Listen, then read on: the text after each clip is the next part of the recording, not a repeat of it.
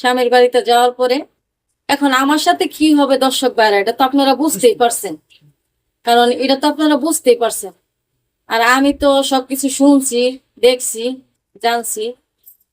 তো আমি যখন গেছি তখনও সেই, আর তো বলার কিছু নাই দর্শক ভাইরা, এটা তো আপনারা বুঝতেই পারছেন।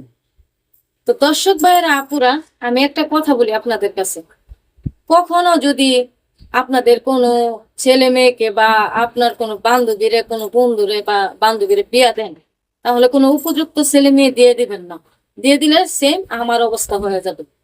তো এই কাজটা আপনারা কখনো ভুলে করবেন না, ভুলেও করবেন না। কারণ আমার যেটা হয়েছে সেম সেটাই হবে।